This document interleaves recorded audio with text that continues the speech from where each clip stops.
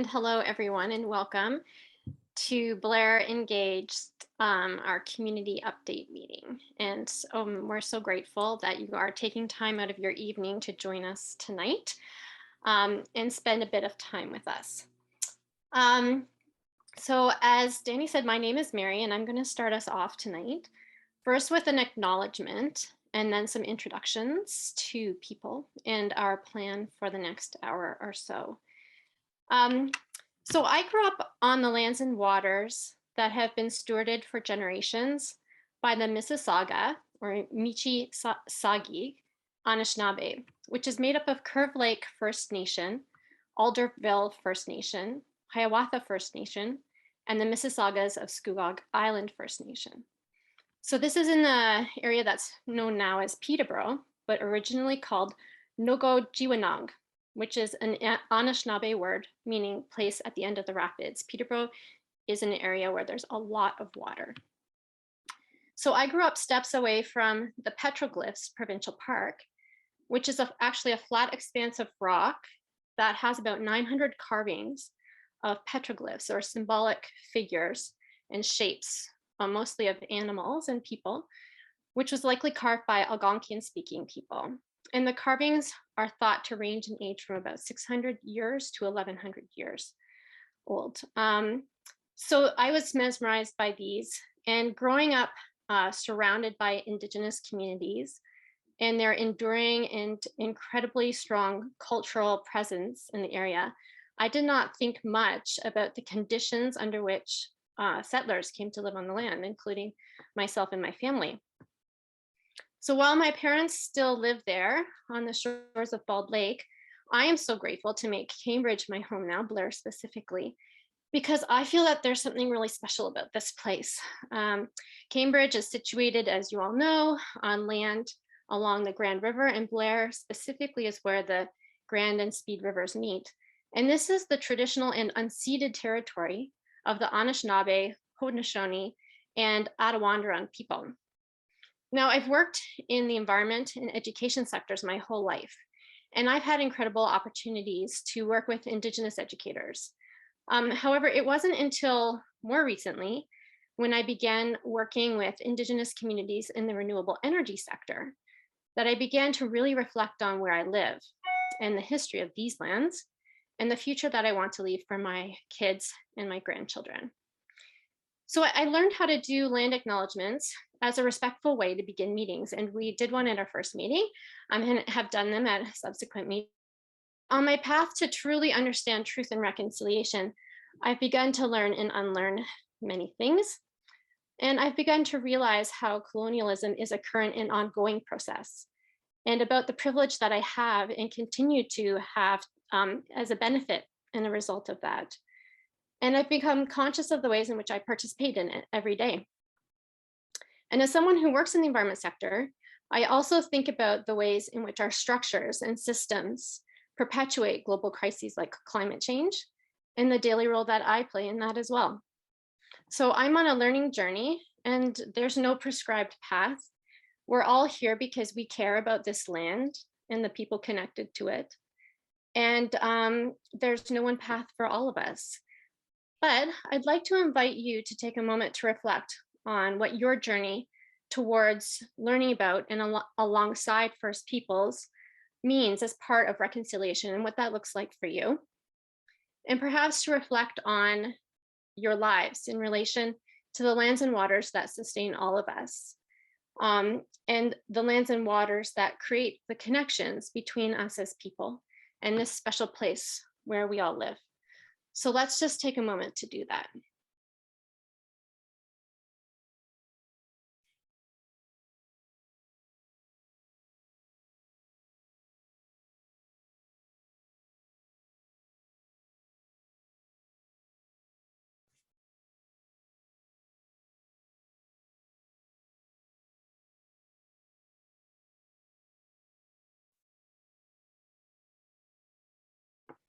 Thank you. Thanks, everyone.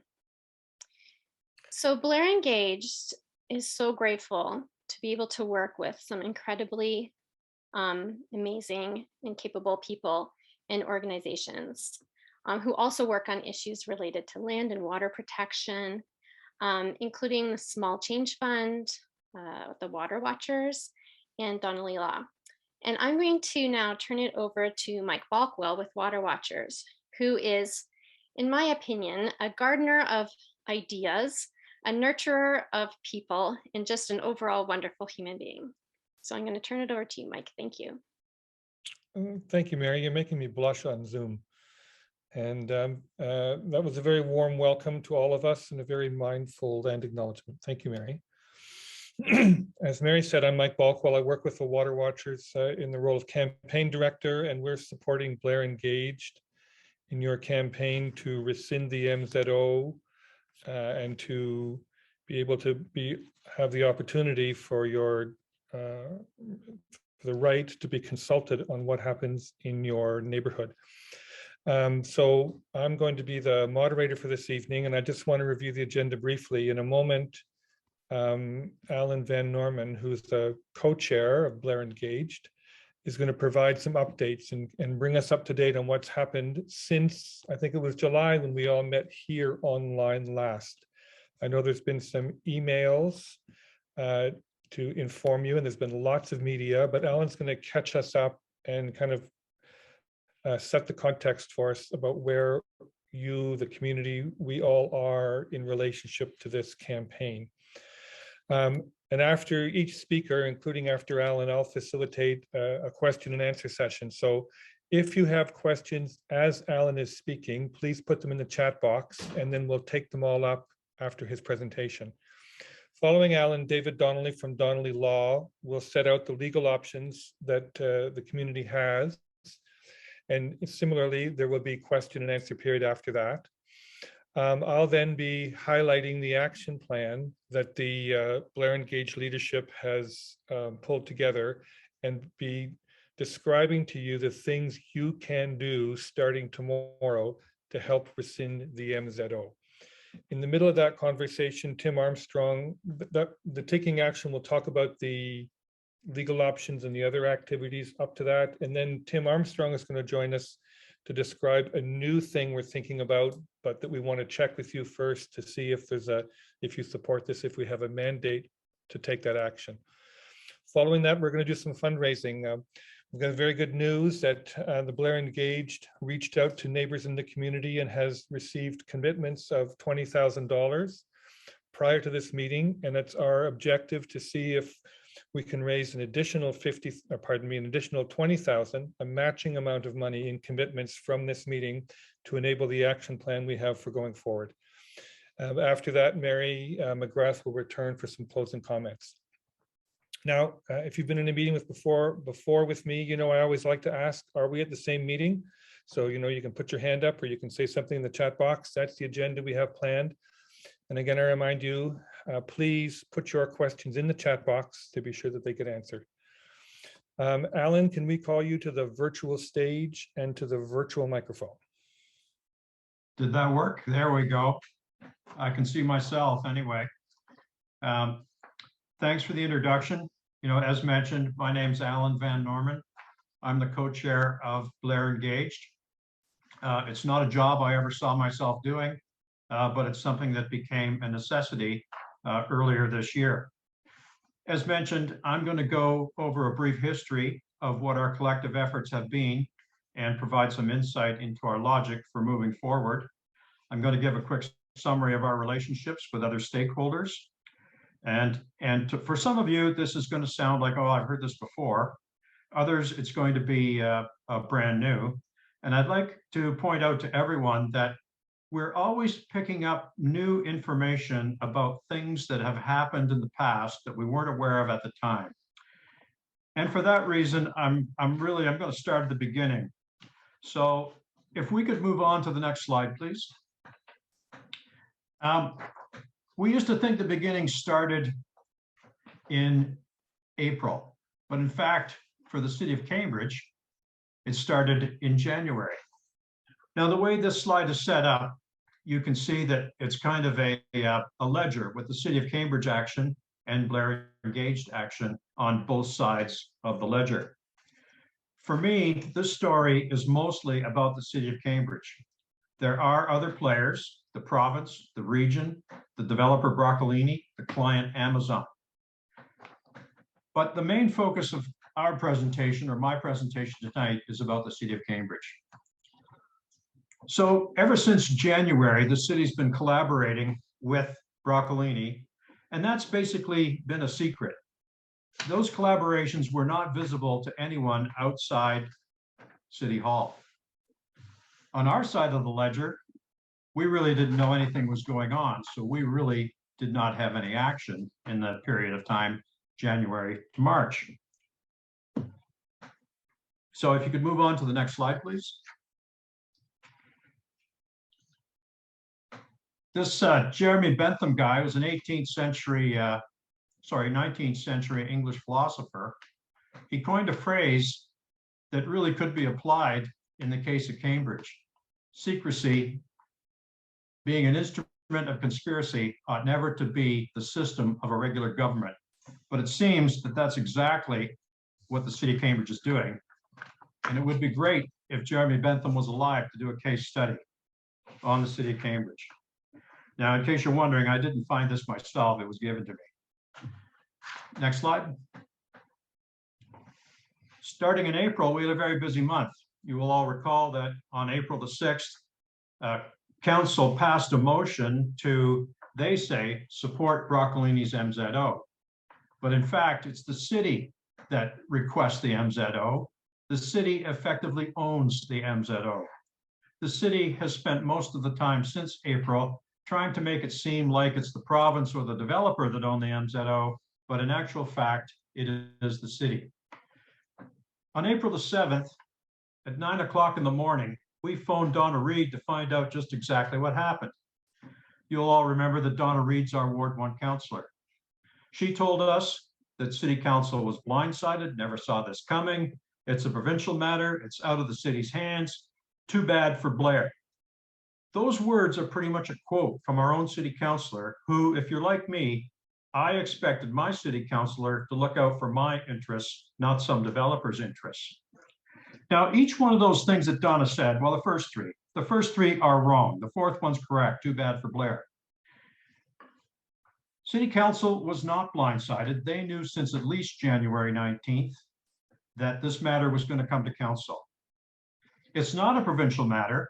The minister made it quite clear throughout the spring and summer of 2021 that the city is in the driver's seat. That's a quote from the minister. It's out of the city's hands. That's not true.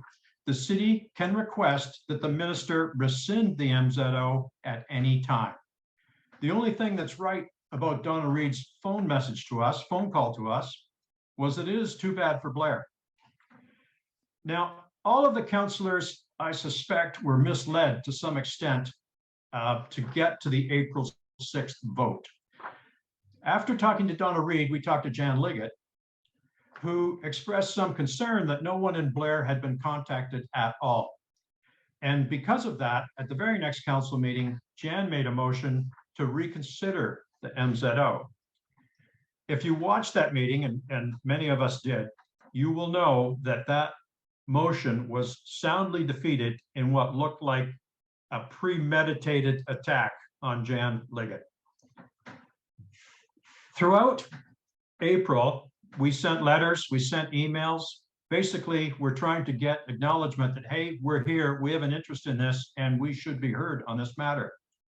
All we got back from the city was a very misleading FAQ that was a generic FAQ, which we responded to and basically provided rebuttal for every point made in the FAQ. By the end of the month, we'd formed an organization that we called Blair Engaged, and we were ready to take this argument to the next level. Next slide. In May, we continued our engagement, letter writing, email writing. We delegated to council on May 11th. You know, we had, I think, a fairly effective media campaign, and we made a lot of noise. We also were able to retain legal counsel and a planner. We had conversations with Minister Clark's staff. We initiated a code of conduct investigation on the city council. We heard nothing from the city council. and that's been the case ever since. There is effectively a gag order in place. City Council has been instructed by their own legal counsel not to talk to us. On May the 6th, the developer, Broccolini, held his own information session. Many of you probably attended that. All of you, I assume, were disappointed, as I was, in the curated manner of the presentation that Broccolini made, the failure to answer all of the questions, and most astonishingly, the failure to follow through on the promise by Chris Pigeon, Broccolini's planner, to provide a recording of the meeting. We badgered Pigeon for months afterwards and have never, ever seen that promised recording. Next slide, please. Through the summer, it almost seemed like Groundhog Day. Every month or every couple of weeks seemed to be the same. We continued our engagement. We continued trying to get noticed. We had rallies. We published the planner's report. We made all kinds of noise that should have been heard at the city and at the province. But at the city, the cone of silence continued. The mayor, at a regional council meeting, accused us of spreading misinformation. Next slide. In fact, though, it's the mayor that provided the most misinformation. Going into August, we thought we were doing well. We'd gone 100 days without the MZO, when typically they're issued within 30 days of the request. We thought that maybe we were being heard, perhaps maybe we were making an impact. But all of that ended on August 27th, when the MZO, known as Ontario Regulation 600/21, was issued to the City of Cambridge, and that MZO corrected the deficiencies in the M1 zoning that the city was relying on for their description of the property use. And it extended that corrected M1 zoning over the rest of the property that Broccolini bought to make up the whole package. We pushed back immediately. We had immediate blitz. We reached out to opposition parties. We reached out to Six Nations of the Grand River. Next slide. And we started to get some results. The Six Nation folks had not heard about the MZO until we provided them with our planner's report. They were kind enough to send us a letter, which we were able to leverage into a lot more media coverage. Our level of pushback increased to the point where Minister Clark finally had to take some action, and he sent a letter on October 27th to the city, essentially scolding the city and requiring the city to provide him with an update on the consultation effort the city had completed. And remember, throughout the entire summer, the minister was saying that he expected the municipality requesting the MZO would have done its own due diligence, including community consultation and First Nation consultation, before the request was submitted to the minister's office. On November 22nd, our Mayor McGarry responded, continuing her misrepresentation of the fact in this matter, and continued to mislead the minister with assertions that First Nation consultation had been completed by Broccolini, and that consultation with the community, namely us, had been completed 10 years ago. That 10-year-old consultation was with respect to a completely different development. It simply happened to occupy the same piece of land, or part of the same piece of land. So Mayor McGarry continued to mislead the minister right up to November 22nd. Since that time, Broccolini, not the city, but Broccolini, the developer, has issued a First Nation consultation plan, which we released to the media last week. That whole process is still in flux. We haven't really got a reaction from anybody yet. But it's out there. The city is downloading its obligations to the very developer who requested the city make the MZO request in the first place. A classic example of setting the fox loose in the henhouse. For our part, we continued our rallies. We continue to try to get as much media attention as we can through press releases. And we're still awaiting a decision from Clark as to whether or not the city's claim of consultation is going to be acceptable to him. Recall that Clark set the deadline of November the 30th, and that time has come and gone. No word from Clark. It's possible that we'll hear something tomorrow as the House rises tomorrow for a recess until February. It's also possible that, Clark thinks that the MZO is out there. I don't have to do anything else if I'm not going to retract it. We just don't know. Hopefully that will unfold, hopefully in our favor over the next couple of weeks, but we're just going to have to wait and see. Next slide.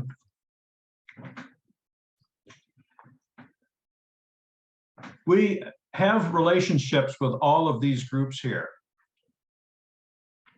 With the city, the gag order is still in effect. The city still will not talk to us.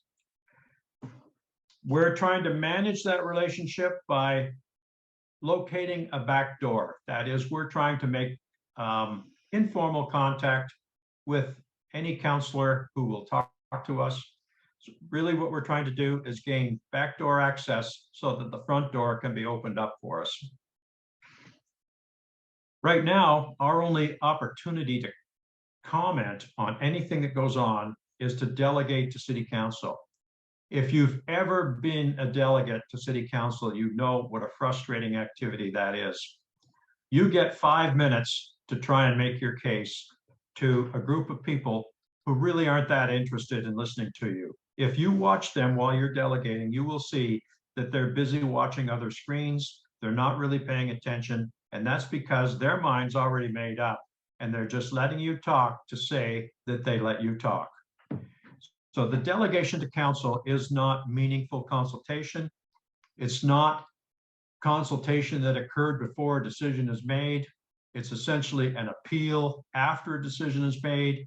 You get the 5 minutes and that's it. They're ruthless about cutting you off at 5 minutes. They can, if they choose, limit the number of delegates per item on the agenda to 3 delegates. It just simply is an ineffective process. And while the city keeps holding it out as an opportunity for us, it really is not a real opportunity. So far, the city does not recognize residents of Blair as a stakeholder group. The region is the higher tier of government in this area. They have been reluctant to engage in this process at all.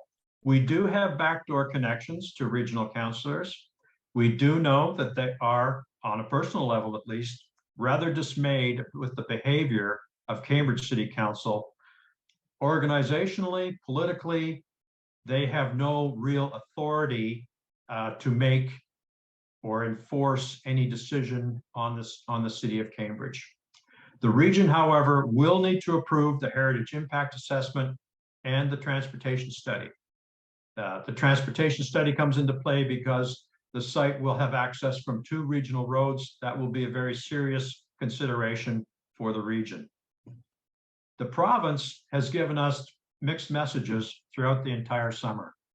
At times, when we were speaking to some of the senior political staff with both the Premier's office and Minister Clark's office, we got the sense that they heard what we were saying and that they understood what we were saying. But then, weeks later, we get an action like the MZO being issued, which demonstrates that really they listened to us. Maybe they heard us, maybe they didn't, but they made a completely different decision. We don't know if that's intentional. We think that the province is somewhat embarrassed by this whole situation, that they have a weak partner in the city of Cambridge. And as we've seen in recent press, one thing that we can take some credit for here is making MZOs an issue. Now, even absent our case, the MZOs might have become an issue anyway, but we have contributed to making that an election issue. The developer Broccolini, we have an on and off again backdoor relationship with the developers people, in the sense that some of our residents, Blair residents, neighbors, will walk down from time to time and engage site staff in conversation. And we learn things from time to time. And other times they don't talk, so we don't learn anything. On August the 27th, we heard something very interesting. That's a Thursday. That's the day the MZO came out. We heard that Broccolini's funding would be cut off the next day without an MZO. We thought that was great news. And it was for a few hours, but then by 4 o'clock, there was an MZO, and that news didn't mean anything anymore. We've never tried to have a front door relationship with the developer, and so far haven't been able to come up with a good reason why we should try to do that. First Nations, I touched on. The reality of our relationship with First Nations is that it is cordial but cool.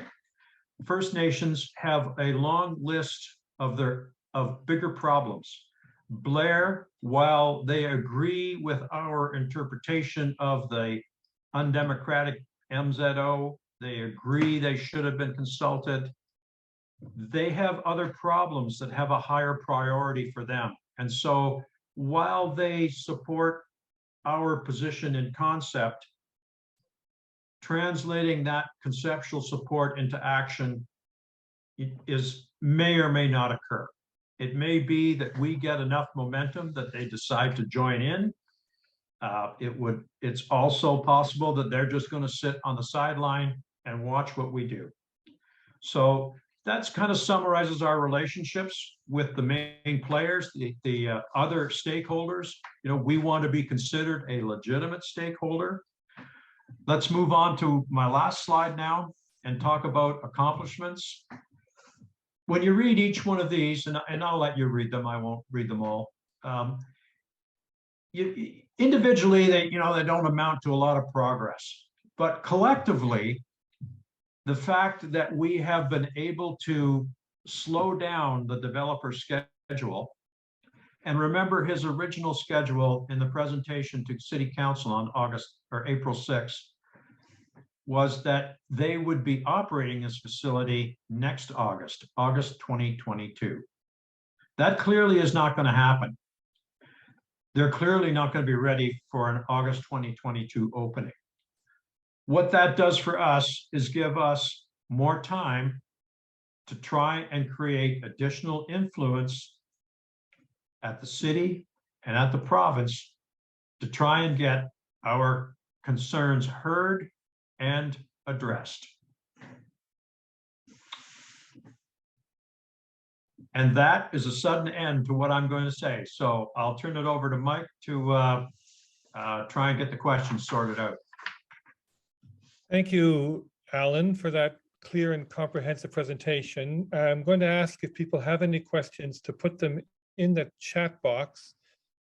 As we're waiting to see, I just want to add some comments, some context to what Alan's saying. Alan's given a very clear description, and we've worked with lots of groups and lots of communities and been engaged with provincial governments and municipal governments. And, you know, these really are power contests, really. And one of the things that's true of these is that the governments that we're working with, whether it's the provincial government or the municipal government, they do not want to show their hand at all. That in fact, a group can be having lots of influence on a group and they won't show that. They can be in a complete panic behind the scenes, but the last thing they're going to do is indicate that to you. And Alan's description of the delays, for example, in the MZO, I think that Clark moved carefully and slowly because he was aware of the pressure that all of you were putting on him. And the municipal council has been extraordinarily quiet, that's true. And later on in the conversation, we're going to talk about what you can do. Alan talked about backdoor channels. And we worked with the community up in Stratford when there was an MZO in place and they were 2 weeks away from approving a development, and where in fact the councillors had all signed non-disclosure agreements and felt that they were in legal peril if they were to talk to us. And yet at about exactly this juncture in the campaign, something that made a very big difference was residents of the community, people like you, reaching out through their personal networks to the councillors. Because if you know a councillor and are close to a councillor, there's a good chance, or let me say it differently, there's a better chance they will say something to you through a back door, as Alan says, than they will through the front door of City Hall. So as we progress through this conversation, I'd like you to think about who you know on council, who you can reach out to, and we're going to follow up on that later in this conversation. Not seeing any questions. So Alan, I'm going to thank you for coming to the virtual stage. And I'm now going to invite David Donnelly to join us, turn on his camera and his microphone, and talk about the legal options we're considering. Good evening, Michael. Thank you for that lovely introduction. My name is David Donnelly, and I'm the principal at Donnelly Law. And we are very privileged and pleased to represent the dynamo that is known as Blair Engaged. For anyone who's on the line tonight in Cambridge, I think I'm quite fortunate to have such engaged, committed, and community-spirited members in your neighborhood. If we go to the first slide, please. Great. So the Donnelly Law was founded in 2008 specifically to represent environmental groups, First Nations, and citizens groups like Blair Engaged. Just to age myself a little bit, Toronto Life magazine once called me the Ty Domi of environmental lawyers. And that's because we don't work with municipalities, we don't work with developers, we fight developers and we fight government to stop things like the Cambridge, Amazon, Broccolini, MZO. In terms of my own experience with MZOs, we have been successful with your neighbors in both Guelph, Aramosa, and Stratford. Those two communities were faced with a 1 million square foot float glass plant proposed by a Chinese company named Xinyi. The Ford government issued MZOs to Xinyi not once, but twice. And in both cases, those MZOs were rescinded. If we could go to the next slide, please. Most recently, in Stratford, the 1 million square foot facility was actually approved, but through the incredibly hard work of the Wellington Water Watchers, the residents of Stratford, and Donnelly Law, we were able to convince the municipal council that they had in fact erred by not consulting local residents before issuing the MZO. And so in March, the province agreed to revoke that MZO. And so my first conclusion here this evening is that you should not be pessimistic. You should in fact be optimistic that this MZO will be rescinded. You have two examples from just down the highway where local councils responded to residents' concerns and complaints, and that your council should be no different. And therefore, without even having to resort to court, there is ample precedent for this MZO to be stopped. The minister has been very clear. This is not rocket science. Minister Clark has said that he will issue an MZO anytime a municipality requests one, and that in circumstances where he's not satisfied or where the municipality requested an MZO be rescinded, he has in several instances respected that policy. And so while I am not a big fan of the Ford government issuing over 50 MZOs, which are anti-democratic and fundamentally unfair, I do believe that Minister Clark does have some integrity when it comes to municipalities and their right to request MZOs to be revoked. And so without resorting to court, this should be a simple matter of getting a majority of council, many of whom profess to be sympathetic to First Nations, to be responsive governors, to be good councillors and good neighbors. This, in fact, should not be that difficult to get this MZO revoked. You just need to find some people on that council with backbone. Now, I want to thank very much Mary McGrath, one of your neighbors and of someone who is deeply committed to this cause, for providing the land acknowledgement. What hypocrisy of your council, and especially your mayor, for reading out their own land acknowledgement at the municipal council meetings, but most particularly at the April 6th meeting, when they went in camera in a secret meeting to approve the request for the MZO. That's like saying thank you for the land, First Nations, and now we're going to set about and do everything we can to despoil it, despite our promise to maintain the Haldeman Tract, which was a gift for military service in the American Revolution on the part of Mohawk and other First Nations to the government, being the English or British Crown. If we could have the next slide, please. So moving on to the legal strategy for stopping the MZO. First, what is an MZO? It's a discretionary ministerial authority issued under Section 47 of the Planning Act. It creates new zoning without having to resort to the approval of council. There's no advance notice, there are no appeal rights. And what that means is that there is no right for you to take this decision to the Ontario Land Tribunal, or what was formerly known as the Ontario Municipal Board. Because there is no notice, no right of appeal, this is why I say they are fundamentally undemocratic. Now, they were extremely rare in terms of their usage until the Ford government started issuing them to their friends at a rate of a number per year. There have been over 50 MZOs that have been issued to date. They're hugely controversial. The Auditor General of Ontario recently issued a report saying that they were controversial and that they should not be used in the volume in which they are. The worst problem, in my view, is that they are effectively unfair to the little guy. What about a person who wants to put a back deck on their house, or someone who wants to put an outdoor patio for their business and have to work through the onerous process of working with a city hall and putting up with the appeals? The MZOs do away all that for a very special few developers, like, for example, Amazon. If we could have the next slide, please. Being fundamentally undemocratic means that you skip over a number of important steps in issuing the MZO. Chief amongst those is consultation with both local residents and First Nations.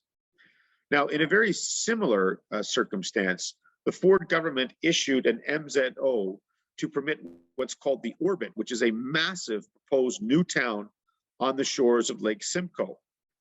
Now, in that case, the Williams Treaty First Nation objected. They have taken the Ford government to court with a judicial review application. According to the Toronto Star, in Innisfil, where the province issued an MZO to build a futuristic-looking housing development near Lake Simcoe called Orbit, the Williams Treaty First Nations filed a judicial review in September to stop the project. They allege Minister of Municipal Affairs Steve Clark, quote, and I quote, unreasonably and unlawfully ignored his constitutional obligations to consult and accommodate the Williams Treaty First Nations. In other words, it's clear to the Williams Treaty First Nation, the Anishinaabe groups, that in issuing an MZO without consulting First Nations, that is a breach of the minister's constitutional obligations. And so there is a precedent for this. We can have the next slide, please. Now, on October the 27th, Minister Clark issued a critical letter. And he said that to Mayor McGarry and council, that since the minister received the council resolution, he served a previous letter on April the 23rd, saying there was the expectation the municipality would complete their due diligence, including consultation with local municipalities who will be impacted by the request. He said, to date, my ministry has not received any assurances that meaningful consultation has taken place. I'm therefore requesting you provide an update to my ministry by November 30th, 2021, where I have no choice but to consider commencing the process to revoke the MZO. That was from the October 27th letter. In other words, the minister put Broccolini, and most particularly Mayor McGarry and the council, on notice. submit a consultation report by November 30th, or the minister would consider revoking the MZO. Now that was on October the 27th. We go to the next slide, please. On November the 15th, there was more, and in fact, this was a surprise to many of us, and it gave us more fuel for our fire with respect to our court challenge. Specifically, when asked a question by your local MPP in the legislature, would the minister respect consultation with local residents and First Nations regarding the Broccolini MZO, the minister said, and I quote, "I have given them a deadline," that being the mayor and council. "They have got to move forward with these consultations, or I will revoke the MZO, plain and simple." Those are the words of Minister Clark, the Minister of Municipal Affairs and Housing. In other words, the minister has said, the minister has agreed with Blair Engaged and agreed with local First Nations. Consultation did not take place. Consultation needs to take place, or the MZO will be revoked. To use the minister's words, plain and simple. That, my friends, is the framing for a judicial review. No consultation, no MZO. If we could have the next slide, please. Now, in response to all this, Mayor McGarry has said that, and told the minister in a letter, that the municipality has consulted with the local community. She wrote, and I quote, "City staff have notified Six Nations and the Mississaugas of the Credit First Nation of the public posting the site plan application documents, including the traffic study and heritage impact study. I hope this letter satisfies your concerns that meaningful Indigenous engagement has occurred. This is not meaningful consultation by any stretch of the imagination. This is simply notifying First Nations that a further step in the process, being a site plan, will be considered and approved by staff and possibly council. Now, anyone who knows the Planning Act knows that there is absolutely, positively no right of consultation and no right of appeal, especially with respect to a site plan. It's strictly the permit of the municipality. In other words, the MZO has once and for all and with finality set that the 2.2 million square foot facility is permitted on the lands. Simply providing documents regarding a site plan is not and cannot be by law consultation. The slap in the face to local residents and to First Nations is to say that we'll make our decision and then we'll consult with you later. Well, anybody who has a 5-year-old child knows that that kind of approach to parenting would be ridiculous. And that you would say, well, you go ahead and you do your mischief, and then we'll talk about a penalty later. The whole thing is preposterous, and I believe the minister needs to put a stop to it, and I believe that he will. Now, if he doesn't, the next step is court. If I could have the next slide, please.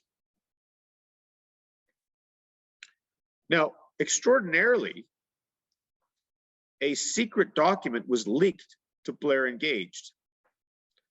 We are now in possession of the Broccolini consultation plan. It was dated December the 1st, 2021. I note that the consultation plan was submitted a day late, in other words, past the minister's deadline for consultation. It was written by a vice president of real estate for Broccolini, not someone who is an expert or experienced in facilitation and consultation with First Nations. And finally, it is a prospective, not a retroactive consultation plan. In other words, what it promises is that there will be consultation in the future. Now, this would set a very dangerous precedent if this MZO were allowed to stand. What it would mean is that the government could say, we will approve things, you can start building things, and then we'll have consultation with First Nation people. Well, imagine the leverage for trying to obtain participant funding, trying to obtain changes to the development, or better yet, trying to stop the development altogether if it isn't in the best interest of the First Nations or the local community. This is ridiculous, and it needs to be stopped. If I have the next slide, please. Now, First Nations have been very clear. Consultation has not occurred. There was a meeting with the First Nations, the Six Nations at the Grand Meeting. There has been contact by Broccolini with First Nations, but there has not been consultation. Now, the Blair Engaged group issued a press release yesterday, and this is the view of Blair Engaged, that it's frustrating to see the continued contempt for the minister's demand to Mayor McGarry and the legislature that both First Nations and residents be consulted before the MZO was issued.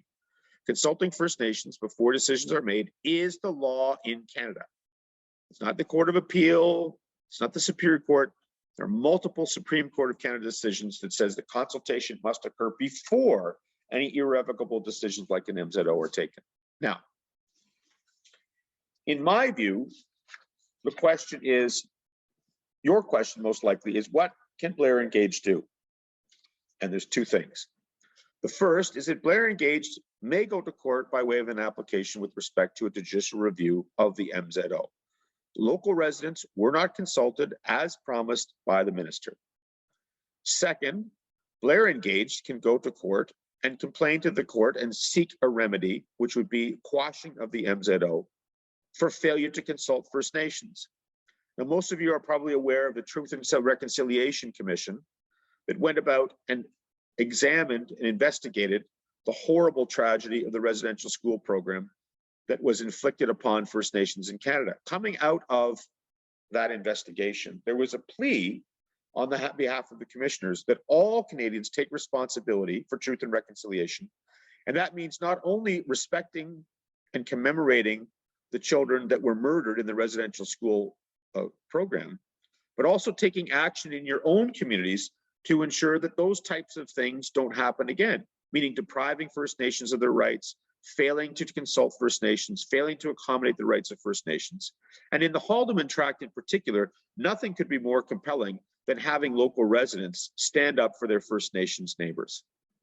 Now, you're probably saying to yourself, well, you know, David, this is a moment in time, and perhaps I don't want to get involved and I don't want to go to court. Well, this is a moment of time. And what I've done in my final slide is prepared a few other moments in time when the Canadian government has acted through the Indian Act. And I want to challenge you. Do you think that these other acts by the Canadian government have been fair? And if not, would you have done something about it back in the time when these particular amendments were made to the Indian Act?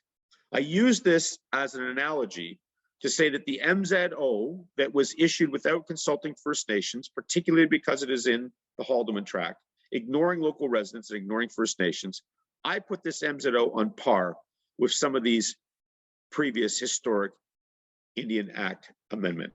If I could have the next slide.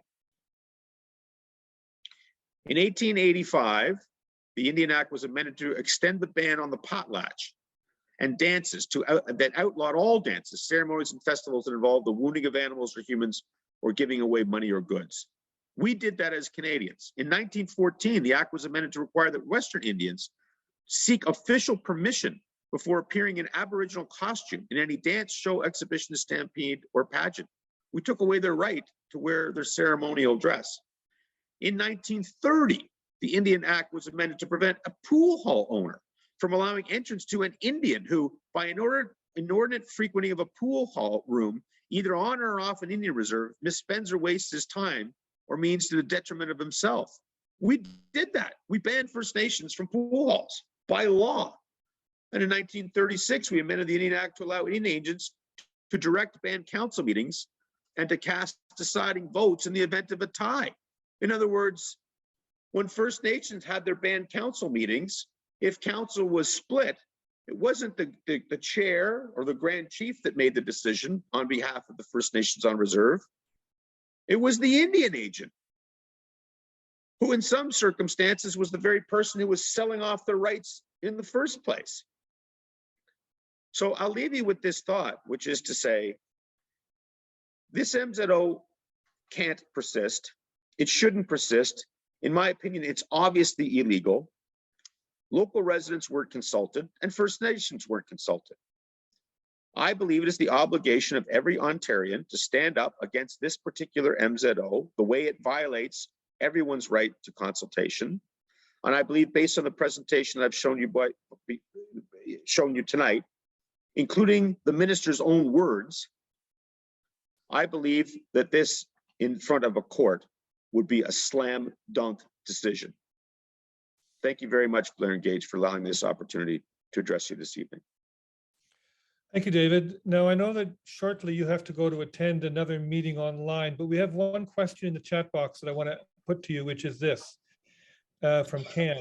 Given your success in working with similar situations as noted, what are the similarities and the differences as you see it in the councils who changed their positions and the current Cambridge Council? How would this affect our strategy? Well, I don't believe that either Guelph-Ferramosa Council or Stratford Council is actually very different from your own council. I would say in those two situations, however, you had mayors who got up in front of residents and answered their questions. In Guelph-Ferramosa pre-COVID, Mayor White appeared before people. Mike, you were there in the church hall, and we had it out with him. And by the end of the meeting, he admitted he'd made a mistake.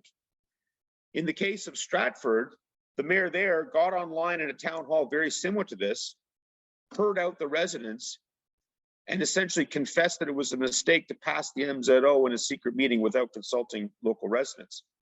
I think the difference here is that you have a mayor in Cambridge who, first of all, doesn't live in Cambridge. She lives outside of the riding. There are serious questions about whether she was eligible to run for office that should be answered directly by the mayor. And she is absolutely positively refusing to meet with residents. But there are enough sensible, intelligent, sensitive councillors on Cambridge Council that I believe you should demand and you should receive an audience with those councillors and with this council. And they should answer the question once and for all, do they think it's fair to cut out local residents and First Nations from consultation regarding something as draconian and onerous as an MZO for a 2.2 million square foot facility in the Haldimand Tract? Thank you, David. And Cam, as a follow-up comment to your question, we work very closely with the group in Stratford, and in Stratford, the mayor held 2 or 3 meetings himself with the leadership of the Stratford group, where he gave background. He had a different opinion at the beginning of the conversation than he did at the end, but he actually sat down and met with the leaders. And I just reinforced that with David's comment, which is your mayor is not meeting. And as far as we know, your councillors are not bound by a non-disclosure agreement. They've just been instructed not to speak with you. Cam's follow-up comment is, so isn't the mayor's response substantially different from the other ones? Yes. Does it make any sense to try to deal with this issue, or do we believe it would be effective given that we've had no luck?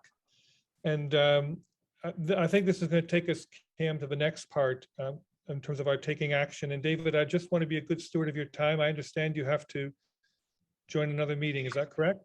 I do. I'm speaking in Romero tonight. Happily, I don't need to leave my stool, but I need to go. So good luck, Blair Engaged.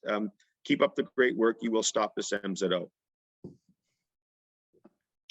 Thank you, David. So, Danny, I could just ask if you would bring the taking action slide onto the screen. I'm going to make a couple of generic comments in following up on what you've asked, Cam, and then give you some specific suggestions of things that you can do.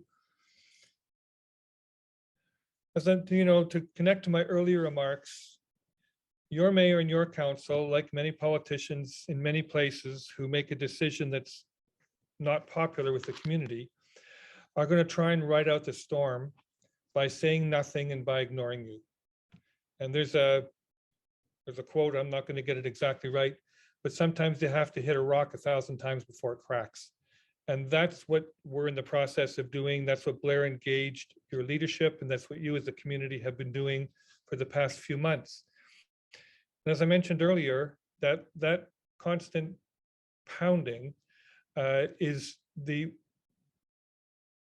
what makes up for that constant pressure is visible opposition.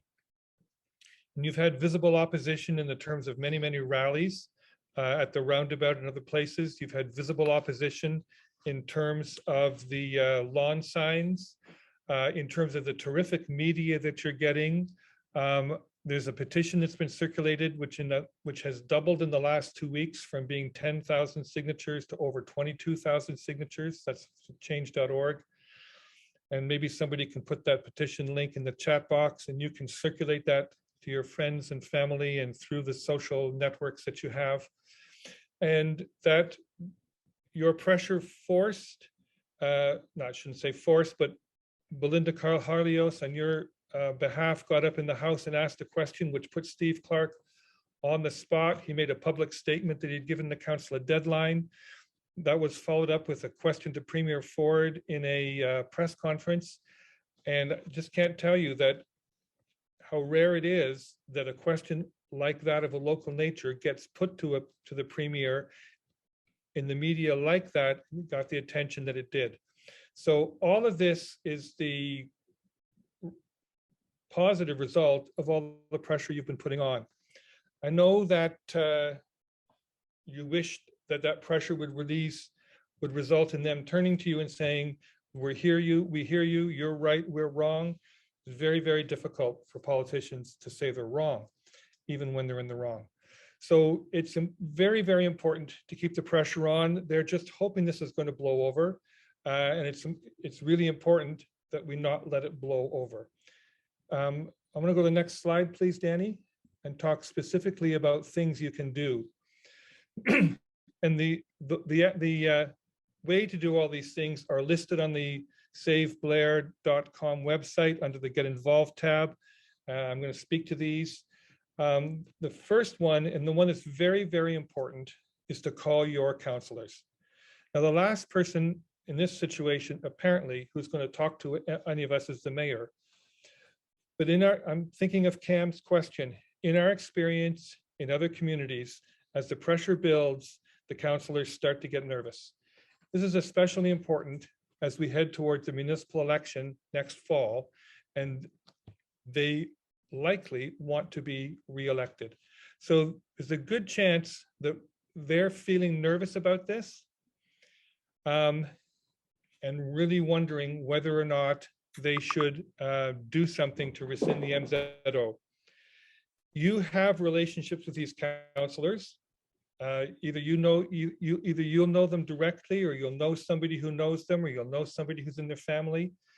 It's really important at this time for you to reach out to them by email, by phone, and say, it's time. The only way to restore public trust in this situation is to rescind the MZO and to restart the consultation process with you as residents of Cambridge and with Six Nations. That very specific message is in an email that we're going to send you. We're going to send you an email tomorrow morning that will include all this information and will include the contact information, etc. So job one is for you to do that. And again, I just really want you to think about this as being 1,000 cracks, 1,000 pounds on the rock, hammer strokes on the rock before it cracks. If you don't know the counselors, that's okay. It's still important that they hear from you, and you leave a message either by phone or by email or by both. So that's the first one. And I really appreciate Cam's question. In our experience in other communities, this has been decisive. Clark and Ford need to hear that this issue is not over for you. And so there's a one-click email tool that's going to be available on the website and will be in an email that we send to you tomorrow. You can click on it. There's a letter we've pre-drafted with the key messages that you can click, and it will go automatically to Minister Clark, Premier Ford, and your local MPP. The way this letter is designed is you can go in and you can edit it. You can add to it, you can subtract from it, you can personalize that email. The third thing to do is to be starting writing letters to the editor of your newspapers, 250 words or less. The shorter they are, the more likely they are to get printed. And if you go to the Blair website, you'll see the information and how to submit those letters to the media. There are two reasons why that's important. First of all, news media respond to the things that are popular to their readers. So if they're hearing from you about this, they're more likely to increase their coverage of the issue in the media, which then amplifies it, makes it more visible, and gets more attention of the politicians. And political offices, politicians, their offices, they count letters to the editor. One of the reasons they count those is it takes more effort to write a letter than it does to send a tweet or send an email. And they've got a formula. I forget what the formula is, but the formula used to be something like, for every letter to the editor they see, they believe 100 other people feel the same way. So that's a very practical, important thing that you can do. And then finally, follow the campaign on socials. Like us on Facebook, follow on Twitter, share your perspective, spread that around through your communities, through your networks, pardon me, family and others. These are very, very specific things you can do. They do make a difference. And we'll be sending you an email with more information on how to do that tomorrow morning. Now, David Donnelly talked about the judicial review. I'm going to talk about that a little bit more later when we get to the fundraising part of the conversation. But there's another issue we want to talk with you about, and it could be another action that we take. And the Blair Engaged leadership wants to get your feedback on whether to do this or not. So I'm going to invite Tim Armstrong onto the virtual stage here. Hi there, Tim. Tell us what this idea is and tell us what the research you've been doing. Okay, well, actually, David referred to it earlier, but you can go to the next slide. Through the summer, we heard a great deal when we were doing our rallies and protests from people that were coming up to us that Mayor McGarry didn't reside in Cambridge. We've done the research now, and it started with looking at her nomination form, which she submitted back in 2018 when she was running for mayor. And interestingly enough, we believe her misinformation campaign started then. When you look at the address she put on that form, and as well as the postal code, they don't match. The address is in one area of the city, and then the postal code points to another area of the city. We found that interesting. If you're living in a house, you would think you would know your postal code. Another piece of information on that form was she was asked to provide phone numbers. The first phone number of the two was a cell phone number, and we presume that that's her personal cell phone number. The second number on the form pointed to a residence in North Dumfries. Found that to be interesting. If you're living in Cambridge, why would you put a North Dumfries phone number on your nomination form? This discrepancy led us to start searching the North Dumfries records within that city, and lo and behold, Mayor McGarry in 2012 had been at a council meeting in North Dumfries complaining about a solar farm and its impact on her heritage home. Now, that is the epitome of hypocrisy compared to what she's doing to us. I'm pretty sure if you went around this neighborhood, most of us respect the environment, would love a solar farm in that 60-acre lot, and we would be happy to give her that lovely 1 million square foot warehouse across the street from her home in North Dumfries.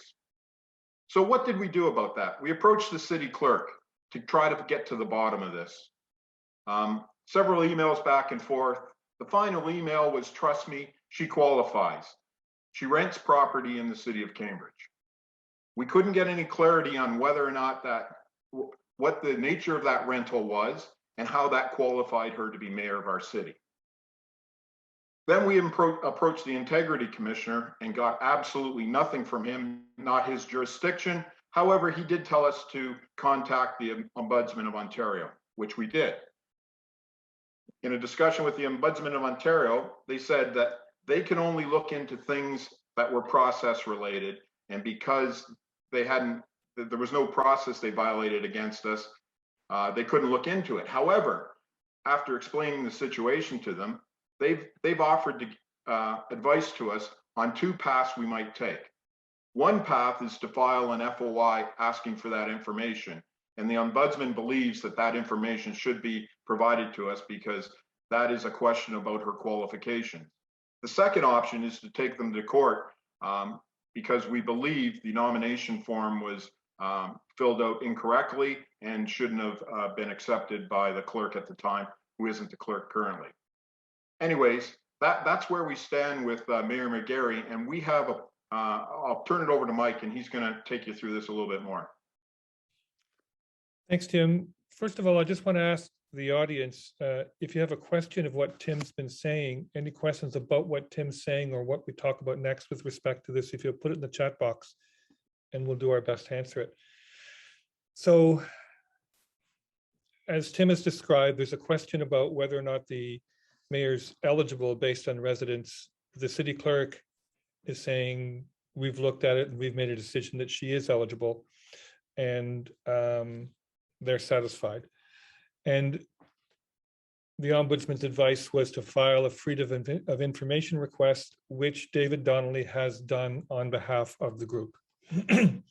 Now, the question we have for you is, while we're going to proceed with that, is it reasonable to expect that the mayor should just voluntarily make that information available? Is it reasonable to expect, and would you want the mayor to make that information available to us? There's a small cost involved with doing a freedom of information request, but it's also a matter of time. It can take a while for those things to be processed.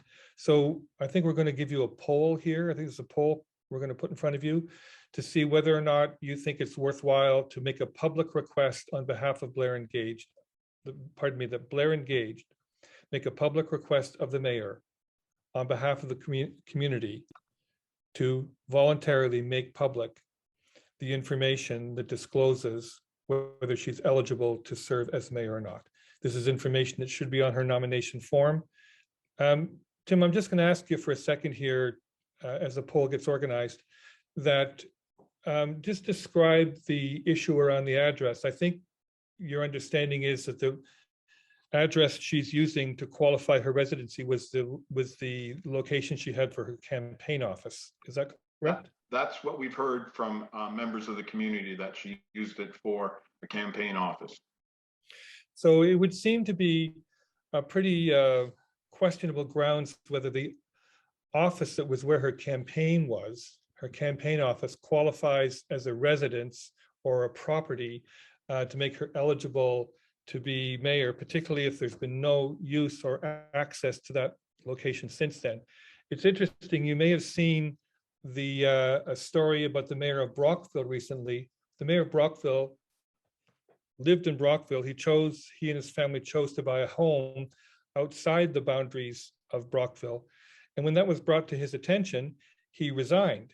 He had a business address in the city, and the integrity commissioner for the city of Brockville said, well, we can do a workaround here and we can let that business address justify you continuing as mayor. And the mayor of Brockville said, no, I'm not going to do a workaround. I'm going to follow the rules. And he resigned. It's a very principled action. We have a real question here about what the principles are behind what Mayor McGarry's doing. So there's a poll question we're going to put here. I think now's the time to do that, Danny, and to ask whether or not you support Blair Engaged, asking the mayor to make public the information, her nomination form with the address that she's using to make her be eligible. So Danny says the poll is live. I can't see it, Danny. Is that because I'm...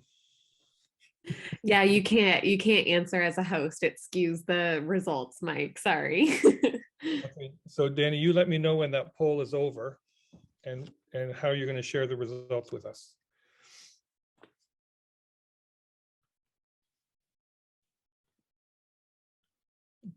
Tim, you've put a lot of legwork into this and looked very hard at this, and you've been a real bulldog on behalf of the community, and I think everybody appreciates you for the attention you're giving to this and to all of the issues of the campaign. Thank you. How are we doing on the poll, Danny? Kim says she doesn't see the poll. If you didn't see the poll for some reason, go ahead and just pop in the chat if you do or do not support looking into Mayor McGarry's residency. But we had 17 of our people in attendance here respond, and 15 of those people said yes, and 2 said maybe. And there was no one objecting into looking into it. And then we're also just getting some comments of support in the chat that there is support for looking into Mayor McGarry's residency here. And so Cam, your question is yes, but why wouldn't this be the subject of a letter to the editor campaign? And you're absolutely right. It can be and should be too. And so we wanted to come here and talk to you first, but our intention is, based on the results that we're seeing, that we're going to put a press release out tomorrow morning, release this to the media. Tim will probably do an interview, I would think, on radio, and then we're going to start to do that as well. I see Penny says, don't see the poll. I guess we're having some bit of a technical difficulty, but we're getting lots of comments in the chat. So unless I see all of a sudden a whole bunch of people say, no, we don't support that, we're going to assume we have a mandate from the community, and we're going to move forward with that activity. Thank you very much. Thank you, Tim. Thanks, Mike. If we can go to the next slide.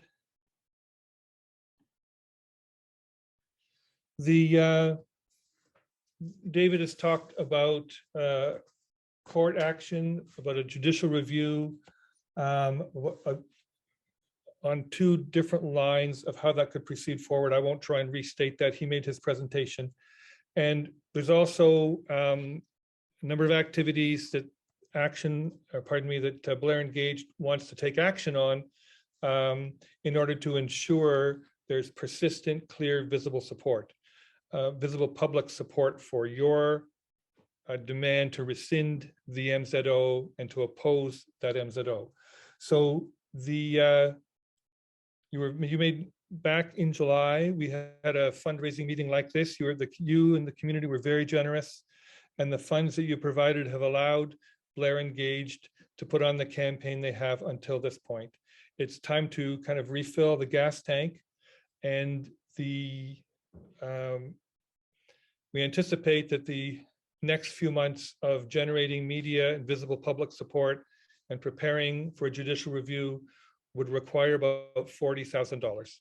And several neighbors Blair Engaged approached several of your neighbors over the past week and received $20,200 actually dollars in commitments towards that. And we're going to be asking you now to make commitments as well. And if you can match that, then Blair Engaged will be able to plan their legal strategy and their public relations campaign with confidence.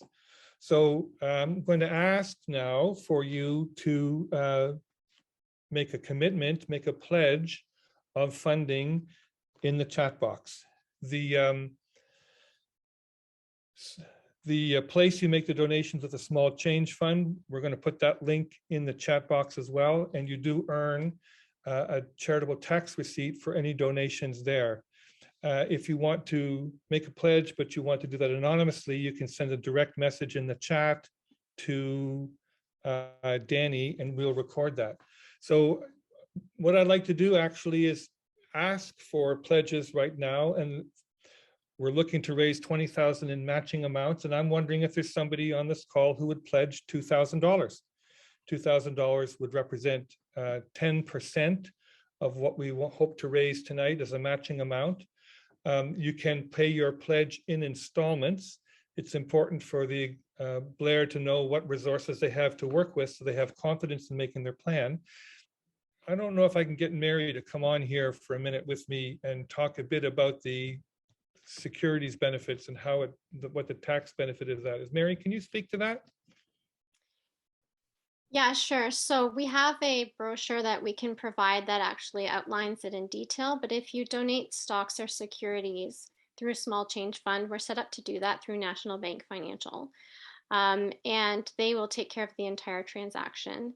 And in that way, if you were to cash out securities and then donate cash, you're going to pay a capital gains tax on cashing out the stocks or securities.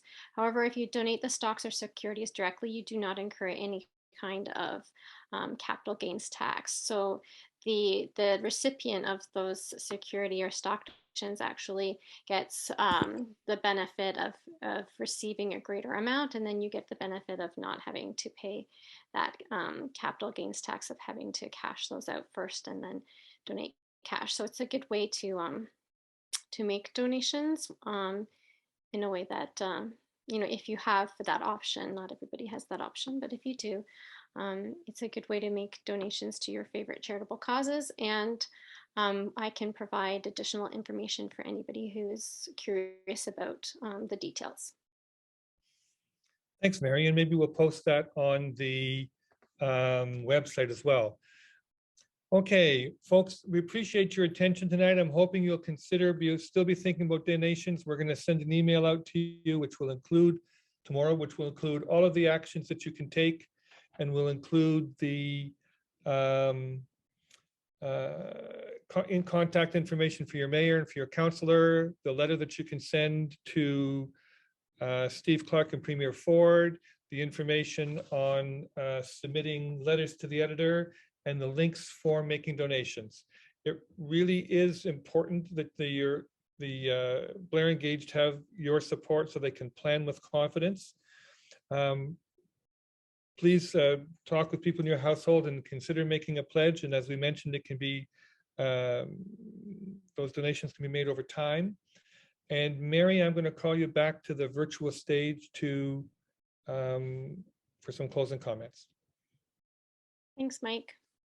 And so I just wanted to start off by thanking everybody for joining tonight and taking an hour and a half now out of your evening to spend with us, and for all those who donated as well, and for everyone who's going to take the initiative to contact the mayor and councillors. And Danny has put a link there. So if you're feeling inspired tonight, you can do that tonight.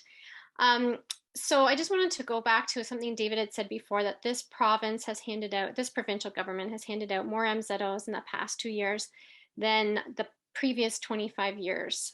In fact, it's probably almost double. And I think municipalities are seeing developers lined up with MZO requests. In fact, we heard Councillor Mike Devine in Cambridge express concern about this in a council meeting, where he said developers are lined up asking for MZOs. And the MZOs are generally being handed out to very large developers as basically they're a gift that enables them to avoid a regular planning process. Local business owners, as far as I know, aren't receiving these same gifts, but these large developers that are proposing projects that have potential massive impact on communities are receiving these MZOs. Now, we could argue as a community whether that impact will be good or bad, and it really is up to the community, in my opinion, and First Nations to talk about that and to discuss that with their local government. But in this case, and in I think a lot of the MZO cases, that has not been the experience of communities and First Nations. And I personally believe that communities and First Nations whose land a lot of these developments are being proposed for, should have the opportunity to discuss these developments and talk about the impact, good and bad.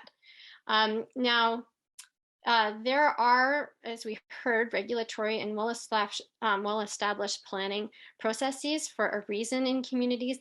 These have been developed over 100 years. The City of Cambridge has many processes and documents that talk about a commitment to transparency, to engagement, to consultation, to innovation. But what we're saying is that they are not walking the talk. Those are words on paper, and they've shown to us that they actually don't mean those words. In my opinion, MZOs are undemocratic. They remove the right for communities and First Nations people to be consulted. And we're not the only community that is in this situation. Every day we hear about other communities across Ontario that have suddenly find themselves faced with an MZO and are thinking, okay, how do I fight this? And, and we've heard from those communities. I personally believe there are counselors in Cambridge who feel in hindsight that an MZO was not the right tool to use.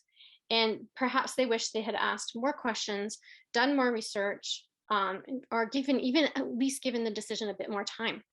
So I believe those counselors, there are counselors who feel that way. And, I just really like for us to reach out to those counselors, reach out to your counselors and ask them, what they think about this, and if they think it was the wrong move, and if they'd be willing to do something about it. And we've heard from other communities that there's a provincial, fight building about MZOs. And for me personally, I think Blair Engaged has played a role in that, and I'm very proud of that. And I believe that when residents and First Nations are consulted, communities become more connected, and the ways we choose to develop our communities for ourselves now and for our children in the future are more innovative, and they're more respectful to the land and the people that live there. And so I just want to thank all of you for joining us tonight, for spending the time, for thinking about this, hopefully for lending your support in whatever way that you can. And we look forward to keeping you engaged in this issue, and we'll be sending updates. So please sign up for our newsletter on our Blair Engaged website. Thank you so much.